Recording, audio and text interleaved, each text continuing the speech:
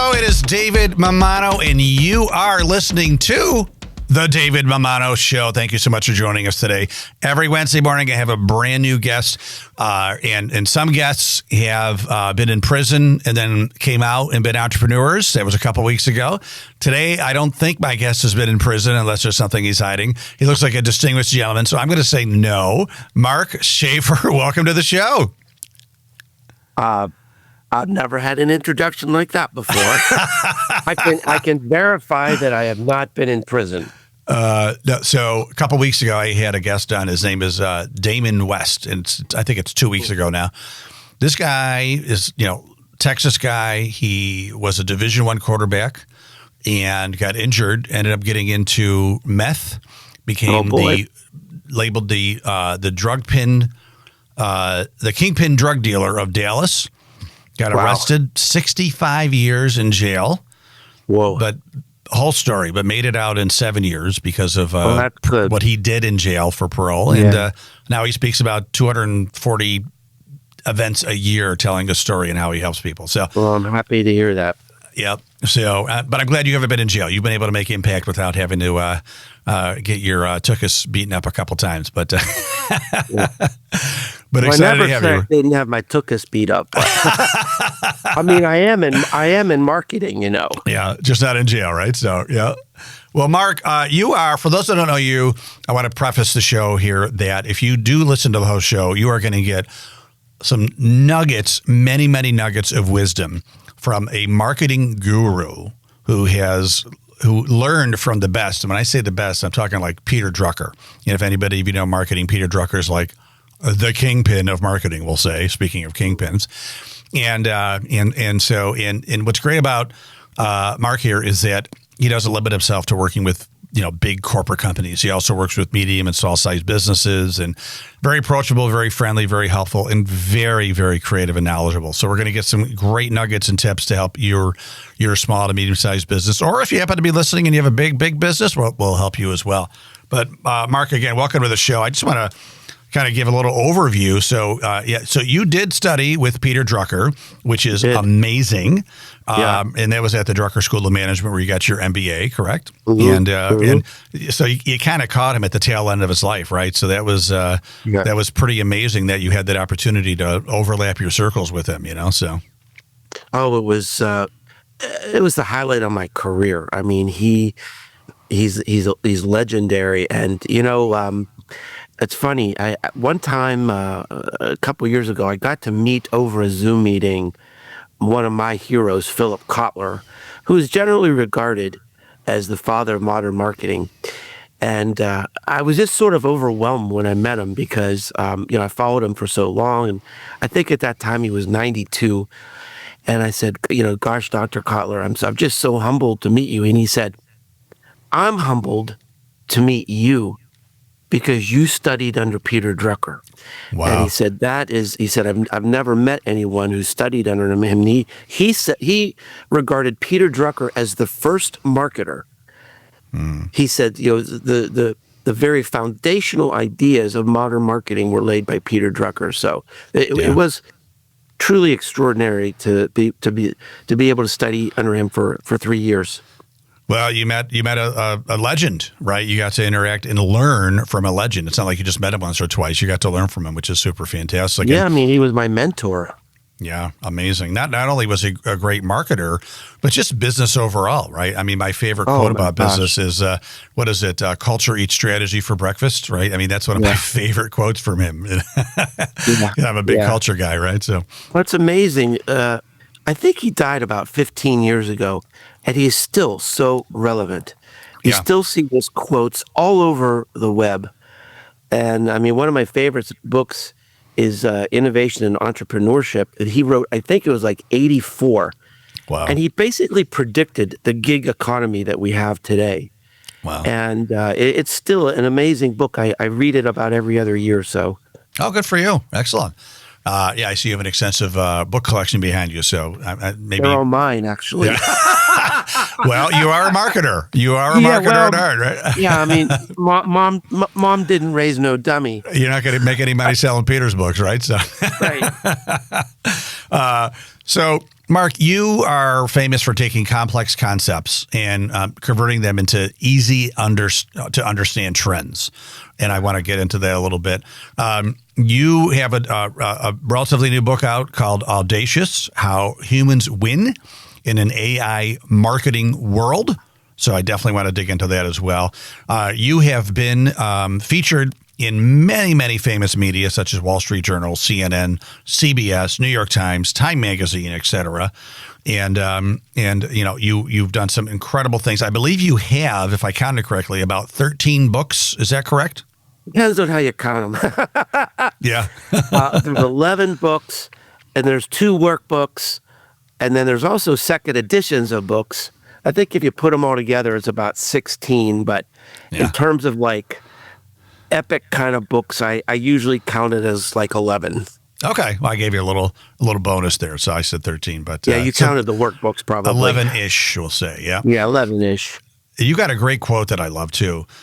We're not in control in today's marketing world. The customers are the marketer. Tell me more about that. I love that quote that I saw on your website. Well, so this is a key idea of a book I wrote a few years ago. It's actually been my best-selling book. It's called Marketing Rebellion: The Most Human Company Wins. And that book is an assigned textbook at like 50 different universities. And the key idea of that book and a lot of my writing is this idea that many businesses, especially small businesses, where the owners wear a lot of hats, they sort of get into a rut.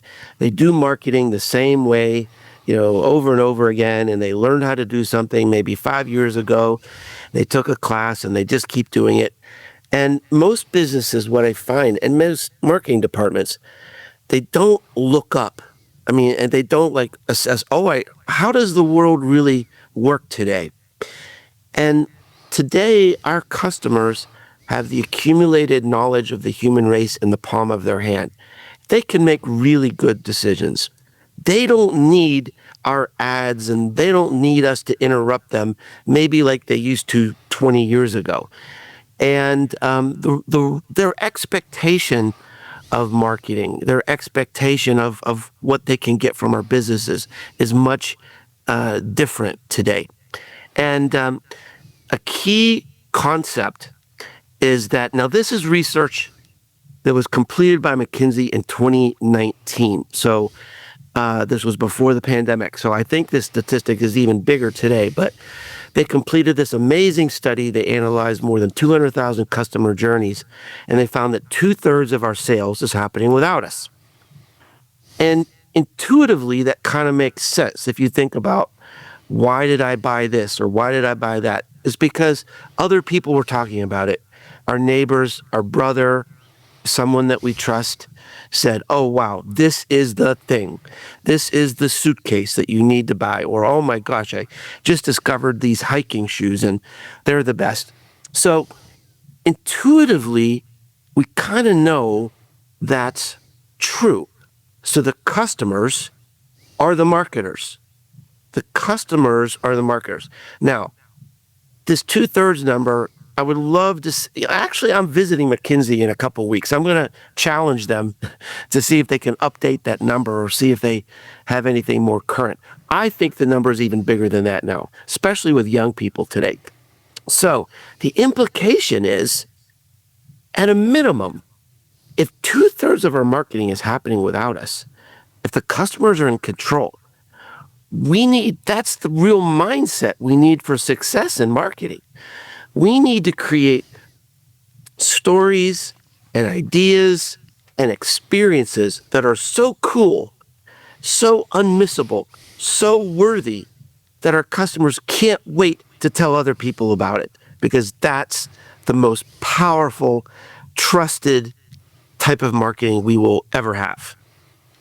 Yeah, there's the old saying, even when there was just kind of 3 media, and like print, radio, TV, no matter how much you did it, at the end of the day, word of mouth was always the best advertising. I'm going to go to a restaurant because, Mark said he had, just a fantastic dish there, and the service. Smart. Okay. Well, I saw it on TV and it looked good, but now that Mark says to go there, I'm going there. Yeah, So I it's mean, kind of like really, advertising plays a role of a reminder, right. really, of Yeah, yeah. something that you heard maybe from other people. Yeah. So yeah, I want to get a. You mind doing like a kind of a real life scenario here, and we could kind of But talk it through. yeah, whatever. Yeah, I'm up for anything. I love it. Thank you for that. So I'm here in Rochester, New York, and you may have heard of a company called Paychex, started by Tom Golisano. So he's our local legend, right? He's worth billions now, and he started Paychex, which was the original company that focused on payroll for small companies, right? Before then, it was like ADP doing big companies, and they didn't want anything to do with small companies. Well, he got it going in his basement on credit cards, et cetera. And now he's worth, I believe, $7 billion. So he's doing okay. And he's given back. So he started and I'm doing some work at this school. He started a brand new concept of education. So it is a 2-year school. It's called the Golisano Institute for Business and Entrepreneurship. It's full-time for 2 years. He subsidizes it. It's $8,900 a year. And it is fantastic education, right? I mean, they took, one guy has his PhD from Harvard, University of Rochester professors. I mean, they have top of the top. It's a rigorous program, internships, career opportunities. I mean, these kids, I'll say kids, young adults are really going through a rigorous program, and they're amazing, right? This is not like your ordinary, quote unquote 2-year easy school. This is intense, really good education. And but it's a new concept, right? It's not accredited as in the traditional sense of the fact that because they don't offer humanities and poetry all class. That stuff that we, no, that's stuff that we may or may not really need anymore. Right. It's super hyper focused on on business and entrepreneurship. So these kids come out, and it's been around for almost 2 years, off to a great start. Beautiful facility, et cetera. Great energy there. So if you were sitting next to Peter Drucker and you guys were having a conversation about how to really leverage the marketing of this school, what would be some advice you would give? And I'm just thinking this through because this is something personally. I'm an entrepreneur in residence there, and I want to see it succeed. So new concept. People don't. Oh, it's not accredited. I don't know. End of the day, these kids are getting internships and already career opportunities. So it's working, but how do we get that word out? Well, it's always tricky as a consultant to give advice when you haven't dug deep into the competition and the numbers and how people are finding out about them today. But certainly, it's an amazing opportunity. So, I mean, I think 2 things that I would be thinking about would be, number one is really turning the marketing over to the students and the alumni. They're going to be the best spokespeople for this, right? So how do you turn the content creation, the TikTok channel, the Instagram over to people who are actually immersed in this? I did my undergrad at West Virginia University, and they had one of the most compelling and interesting, I guess it was Instagram and Instagram Reels. They completely just turned over their account to the students, and the students were creating these amazing videos about what it's like to be there. And this one kid said, "Here is the best place to sneak in a nap," right? Here is the best place to get a meal if you only have 20 minutes. Here is the best place on campus to go on a date, or so it was just fun and lively and real and believable. So that would be number one. Number two would be so one of the key concepts of my new book, Audacious, is, look, we're living in a pandemic of dull. And this is especially true of education and universities. They have some of the worst marketing and communications. It's just so boring. Boring has been institutionalized. So my challenge in this book is that if you are merely competent, you are vulnerable, because AI is competent. AI is more than competent.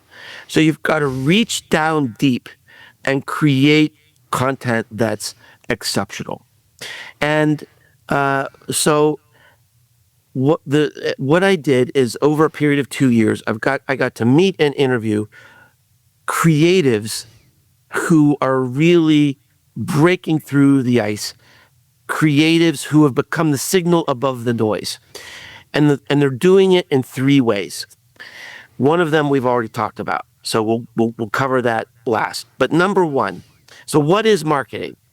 Marketing is a story about our business. It's a story we want, hopefully, that will ignite in other people and get them interested in us. So number one, it's the narrative.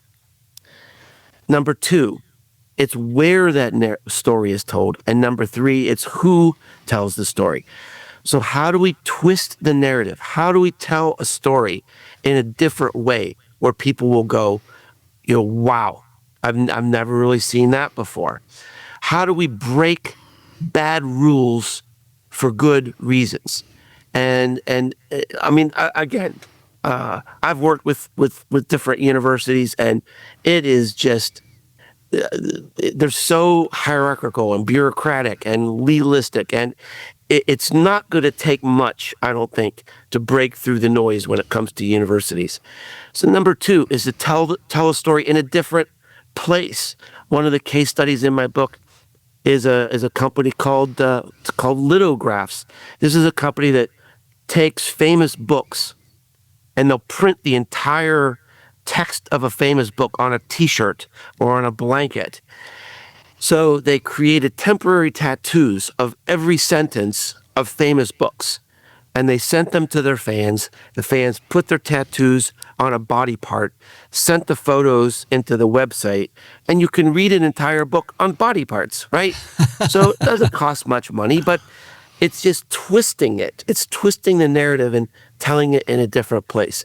Then the third idea is twisting the storyteller. So that's what we've been talking about, right? I talked about the McKinsey statistics, this amazing study. We've talked about, really, today we don't trust businesses, we don't trust brands, we don't trust advertising, but we trust each other. And the most effective marketing is giving the script and the microphone over to other people who can talk about us and who are experiencing us. So I think a key idea is involving the students, maybe even the faculty, in telling the story. So those are a couple of things that I would think about in terms of promoting a business like that. And no, very powerful. Very powerful. Because it's so unique. Yeah. And there's so much energy there. I think there's a massive opportunity to stand out, because, I mean, education has to be disintermediated. Yeah. The traditional 4-year degree, it's just, really not that relevant anymore compared to how the world is changing and what the world is going to demand. 100%. I love everything you just said. I was in the education business from the outside in. I had a magazine for 20 years where colleges would advertise. And you're right. A lot of their marketing was very cookie cutter. It could almost be predicted that kind of the same message with a different logo almost, and they haven't been very innovative. And that's why I think you're right. I think, the Galsan Institute has a unique opportunity, being less than 2 years old, to just look at my prediction is, if you looked at advertising images or brochures and you lined them up and you blocked out the name, you couldn't tell what was what. Yep. Oh, yeah. No, I know a company that did exactly that. Like when you request information from a college, they, they'll send you like this little mini book of the school and all that stuff. And they would literally just use the same information almost for every single client and just put a different logo on there. And the thing is, dull has been normalized in almost every industry.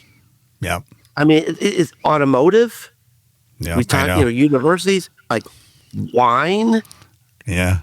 Perfume. Think about pizza. I mean, pizza is like fun, celebration, right? What's the most creative thing in pizza? Nobody out pizzas the Hut. What does that even mean? Is that the best you can do for a pizza? I mean, Right. come on.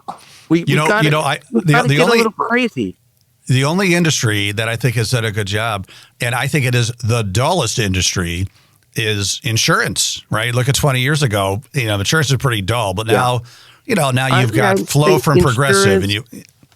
Yeah, insurance and entertainment is really it takes a lot of risks. Yeah. But I mean, marketing is ripe to be really disrupted, and that's what my book is about. It has hundreds of ideas of inspiration. This new book, Audacious. Yeah. I mean, I got to talk to the most creative geniuses in the world, and they shared their secrets with me, and they're all in the book, and it's just amazing. Wow. One lady said, I had to stop reading your book because my highlighter ran out. Wow, that's a great testimonial. Yeah, when you reprint the book, you got to put that in there. Yeah. And the book is having a great impact. It really is. That's incredible. Well, and what I haven't read it yet, but I will. But what I'm hearing from you is, a lot of marketers, copywriters, et cetera, are petrified, terrified by AI. How's it going to disrupt the marketing industry? Yeah. But what you're saying is that, we have to create marketing that AI can't do, which is a lot of these are these authentic stories of customers, right? Well, part of it is that. And so instead of being fearful, you think, well, look, okay, I mean, AI is adding to the problem. If we're in this pandemic of dull, AI is just making it worse because it's recreating this stuff on an infinite basis. So let it. Yeah. And say, I am as a human being, as a marketer for my company, I refuse to be ignored. And we're going to do something different. We're going to shake it up. We're going to disrupt it. We're going to and this book is all about what are the strategies? What are the techniques where humans thrive? Now, we already talked about this idea of word of mouth marketing. AI has no role in that. No role in that, right? So that's an area where we can thrive. Another huge opportunity, as I explore this idea in this book called collective effervescence. So collective effervescence is this emotional contagion of awe that happens when you bring people together. So just think about in this world today, most people consume their entire world and all their media by themselves through their earbuds. They listen to music and podcasts and movies and TV shows, and they binge. And they're lonely. And they're isolated. Now, think about the difference if you're listening to your favorite artist by yourself compared to you're with a group of people laughing and dancing and singing at a concert. It's the same songs, but it's a different experience. And that collective effervescence is this element of awe. And we are in a world that is so isolated and lonely and depressed that this is an opportunity for companies to bring people together. And that feeling, that collective effervescence, spills over to the brand. It's a massive opportunity. I love that. Our customers are longing to belong. They're hungry for community. So bring people together and have them experience your brand in a way that they can't wait to tell other people about it. I love collective effervescence. Did you make that up? No, that was actually coined in a recent book by a social psychologist, Dacher Keltner. He wrote a book called Awe, and it sort of was a missing link for me because I had learned years ago that the word most associated with content that goes viral is awe. And I thought, that's really interesting. But how do you sustain that? I mean, how do you scale awe for blog posts and podcasts? And then this guy wrote this book, and sure, awe is like the Grand Canyon and holding a newborn baby and Beethoven's Ninth Symphony. But he also said there's this thing called everyday awe that we can incorporate into our businesses, into our marketing. And so, like, my challenge is, what would it look like if your marketing plan was add more awe? Yep. No, that's beautiful. I was just talking to my friends. That's how I run my business. I do no advertising. Yeah. I have not spent a dime on marketing or advertising. It's all about content and experiences that add more awe, that want to make people talk about me. Instead of word of mouth, you're spreading word of awe. Yeah. Love that. In fact, I was just talking to my friends last night, like, it's the weather's finally warming up here in Rochester. It's live concert season. And we're so excited because you can listen to the song on your phone, but there's nothing like being there live with friends and experiencing that energy. And next time I'm at a concert soon, I'm going to yell to these guys, this is such great collective effervescence, don't you think, guys? Right? Yeah. If you want to know more, read Mark Schaefer's book. Yes. Audacious. Well, you just made me think too about, having the customers design, it really be the marketers, I guess is the best way to say it. And so years ago, have you heard of High Point University? Dr. Nito Quibin took it over, right? This guy is not only a brilliant businessman, but he's a brilliant marketer. And he was doing, I think he took it over, it's probably about 15 years ago now. It was a small school going out of business. It was next to like this goat farm, and sometimes the goats would escape or something. It was about to go out of business. Nito took it over as president, raised a ton of money, expanded the campus tremendously. He bought like literally hundreds of houses that were surrounding High Point College at the time, and quadrupled the size of the campus, right? So they knocked down these houses, built new buildings. And so the construction people, this is really interesting. The construction people are like, all right, we have to decide where the sidewalks are going to go from building to building right now. Well, and you know what Nito said, Dr. Quibin said? He said, no, the first year we're not going to have sidewalks. We're going to see naturally how the students walk to each building. And because we can see, the marks in the grass, right? It'll turn into a little bit of dirt after a while. Well, it sounds like they already had goat paths. I know. Yeah. They had followed the goat path. Well, anyway, they did that. They just saw where the students actually walked, and that's where they put the sidewalks. And I don't know if that's necessarily marketing. Maybe it's just kind of like internal listening to the internal customer, right? And acting to that. So I thought that was brilliant, and kind of going along with what you're saying about like, the customers are the people that are going to determine your success or not, right? Yeah. So love that. So I also want to talk about, you have worked with companies like Adidas, Verizon, KFC, Coca-Cola, Microsoft, Cisco. You have one of the top 5 marketing blogs. You also teach at Rutgers. Tell us a little bit about your experience with working with these companies. Like what have you done for some of these companies that kind of brought them to the next level of marketing? Oh, wow. It's my career has been so much fun because I've done so many different things. So for example, I worked with Dell for 6 or 7 years and advised them on some of their content marketing, and the relationship became so close. I ended up being the co-host of their first corporate podcast. Oh, wow. So, I mean, that was kind of crazy.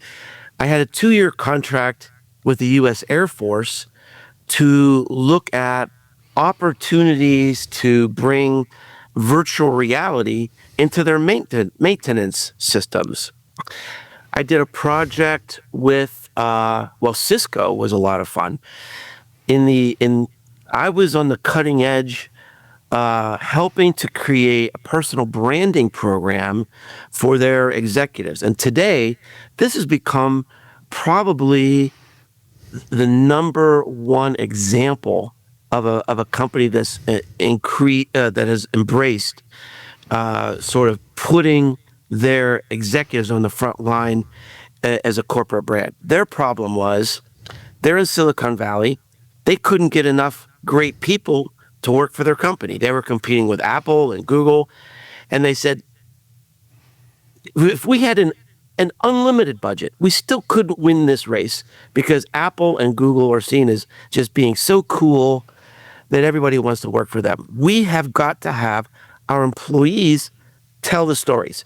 Well, I wrote the best-selling book on personal branding, so they brought me in, and one thing led to another, and it started this massive program to teach their executives how to tell stories and be known on the web. I worked on a word-of-mouth marketing campaign for Chipotle, Adidas. That was a really awesome project. They were late to the market. They were getting into extreme sports. And all of their marketing came out of Germany. And this was the first time, this is so long ago, I guess I could talk a little bit about it, but it was the first time they really let an American-based unit do their own marketing. And so because they were so late to the market, the one area that really hadn't been penetrated yet was influencers. So we built an entire campaign around influencer marketing, and the influencers mostly were the people who worked at the stores. A lot of the rock climbing gear or trail running gear was sold through like boutique shops in Colorado or in here in Tennessee in the Smoky Mountains or something like that. So that was such a fun project. Microsoft, I did marketing training videos. So I mean, it's just it's been different for every single company. Wide variety, and you still love what you're doing after all these years. I have fun every day. I really do. I have fun every day. No plans to retire. Well, I'm slowing down a bit. I mean, most of my revenue these days is actually coming from speaking. Mm-hmm. So my books have become very popular, and I speak over the world, all over the world. Just in the last few months, I've been in Romania, France, Belgium, New Zealand, and of course, all over America. And I was just in Kansas City, and Denver, and LA. So yeah, and I love that. I love that as well. And every time I write a book, I sort of create a new competency of something new I can speak about, whether it's personal brands or brand communities. I wrote the best-selling book on brand communities. My new book, Audacious, is about how humans win in an AI world. So that's been a lot of fun. Congratulations. That's so exciting. You're living the dream. And why would you retire if you love what you're doing, right? So maybe just I love what I'm doing, and I'm helping people. So what's not to like? Exactly. So before we go here, I want to, a lot of the people of the David Romano Show are small to medium-sized businesses, right? They don't have massive budgets like a Cisco or et cetera, Adidas, and. But they're a startup. Maybe they're 3 or 5 years into it. If you were talking to somebody who is kind of a new entrepreneur, not a lot of money, what advice would you give them over a cup of coffee? Well, first of all, the current world is built for small businesses to succeed. If you look at what it's going to take to adapt to new market realities, the big companies, they're not going to be able to do it. I'll give you a small example. I was working with one of the biggest consumer product companies in the world. And they said, well, yeah, we understand that the customers are in control. We understand brand communities, bringing people together is awesome. And we want them to talk about our product. But if they talk about our product, how do we control that? You can't, right? Now, think about a small business. Small business, the owner, the founder, they're the face of the business. They're in the business. They know the business. They know their customers. They're probably talking to them and meeting with them every day. there's an amazing opportunity to connect on an organic basis. There's an amazing opportunity to take risks, to disrupt the marketing that a big company never could do because they've got big legal departments and they're tied to these advertising agency contracts. So this is a time for small businesses and low budgets to thrive. I mean, I was very, very careful. In this new book, Audacious, sure, there are like examples of bombastic big budget campaigns because they're fun to see and talk about. But there's also many, many examples of universities, nonprofits, small businesses with low budgets or no budgets that did amazing things just because they were willing to be bold and break through the pandemic of dull and disrupt the story in a new way. Pandemic of dull. You've said that a few times. I'm loving this. I'm getting some new cool phrases from you, Mark. Thank you. And great advice. Great advice. I mean, it doesn't cost anything to upload a video to Instagram, right? That could go viral. So couldn't do that 30 years ago, right? So you have to buy a TV spot.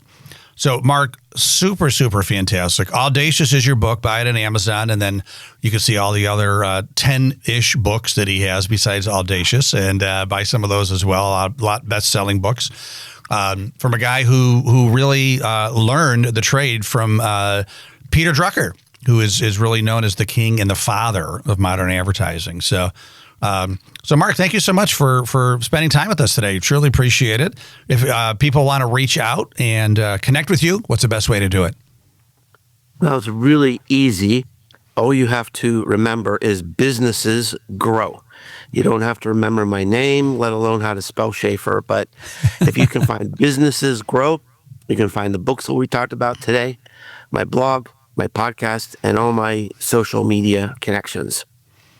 Awesome. And if anybody wants a personal introduction through email, feel free to email me, david@davidmamano.com. Be happy to connect you with Mark. He's even though he's wicked smart, he's very humble and friendly, and we appreciate that, Mark. And I also a little shout out to Ben Albert, my little brother here in the podcast world, and he introduced us, and he gets some great guests like you. So I appreciate the connection. So, Mark, I wish you continued success, and I will definitely be in touch and stay in touch with you. Thank you. Thanks, everybody. Have a great day. And thank you, everybody, for listening and or watching. We appreciate it. Everything we do is at the David Mamano Show or davidmamano.com, where we have the David Mamano Show and everything else I do as far as going into events and speaking like Mark does and going into companies and consulting. And my focus is helping companies. You might like this, Mark, is helping companies stand out through the strategic advantage of humor and play and joy. And so that's my focus. So I'd love to help you out if that's possible as well. Mark, thanks again. Thank you, everybody, for watching and listening. Have a great day, and make sure to stay awesome.